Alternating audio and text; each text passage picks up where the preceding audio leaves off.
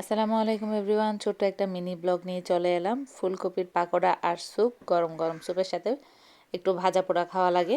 তো ফুলকপির সিজন তো চলেই যাচ্ছে, তো এখন বাচ্চাদের জন্য ছটপট করে ফুলকপির পাকোড়া আর স্যুপ তৈরি করে নিয়েছি।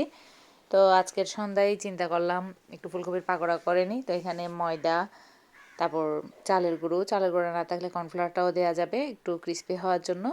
ময়দা, চালের গুঁড়ো, হলুদ গুঁড়ো, হালকা একটু মরিচ গুঁড়ো, লবণ এগুলো দিয়ে ব্যাটারটা মেখে নিয়েছি।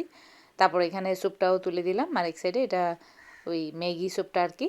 তো এখন ব্যাটারের মধ্যে এর আগে ফুলকপিটাকে আমি একটুখানি হলুদ আর লবণ দিয়ে হালকা মানে ভাপিয়ে নিয়েছিলাম।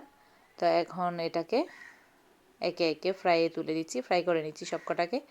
এই নাস্তাটা আমার বাচ্চাদের খুবই পছন্দের, আর বাচ্চারা যদি ফুলকপির সবজিটা তরকারিতে খেতে না চায়, এভাবে ফ্রাই করে দিলে খুবই কি বলবো মানে বাচ্চারা পছন্দ করে। তরকারির চাইতে এভাবে করে দিলে সবজিটাও খাওয়া হলো, এর পুষ্টিগুণটাও বাচ্চাদের মানে শরীরে গেল এই আর কি। তো কোনো একটা ফ্রাই আইটেমের সাথে স্যুপ থাকলে খুবই মজার হয়। তো ঝটপটেই তো তৈরি করে নিলাম ফুলকপির পাকোড়া আর ডিম দিয়ে স্যুপ, এক স্যুপ। এবার এখানে বাজার নিয়ে আসা হয়েছে।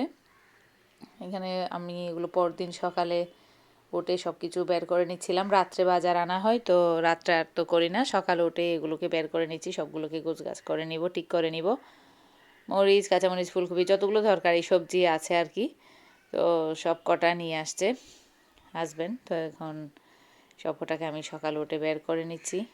আর আমার যেহেতু নর্মাল ফ্রিজ নেই, এখন শীতকালে তো অবশ্য তরকারিগুলো বাইরে রাখলে ঠিকই থাকে, ফ্রিজে রাখার দরকার নেই। নর্মাল ফ্রিজ ছিল, নষ্ট হয়ে যাওয়ার পরে আর কেনা হয়নি। এরপর আমি ডিপ ফ্রিজ নিয়ে নিয়েছি। ডিপ ফ্রিজে নাস্তা টাস্তা তৈরি করে রাখতে, ফ্রোজেন করে রাখতে জিনিস সুবিধা হয় তাই।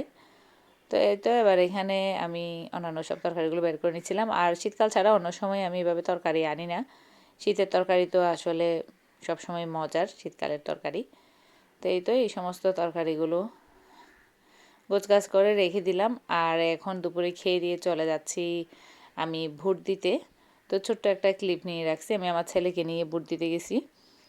তো এখন যেতে যেতে একটুখানি শ্যুট করে নিলাম, আমি বলি একটু শ্যুট করে নিই। প্রথমবার যেহেতু ভোট দিতে যাচ্ছি, সরকারি ভোট তো প্রথমবারই দিলাম।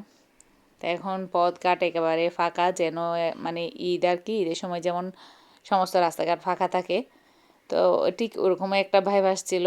সব কিছু বন্ধ, দোকানপাট সব কিছু বন্ধ, আর গাড়িগুলোও জাস্ট একটা কি দুইটা এরকম টমটম চলছে। তো দেখতে খুবই সুন্দর, আর মানে একেবারে শহরের পরিবেশ এরকম দেখা যায় না, তাই খুব ভালো লাগে এরকমটা দেখলে। তো এখন আমি চলে যাচ্ছিলাম, কেন্দ্রের ভিতরে ঢুকে যাচ্ছি। ভালো মতোই ভুট্টা দিয়ে আসছি আলহামদুলিল্লাহ। কে জিতবে না এটা আমাদের কোনো ব্যাপার না, বিষয় না। যেই জিতুক, সব কিছু ভালো করুক, দেশের জন্য ভালো করুক, এটাই আশা করি সব সময়। কে কে ভোট দিতে গেছেন অবশ্যই জানাবেন। আজকের জন্য এই পর্যন্তই। আল্লাহ হাফেজ।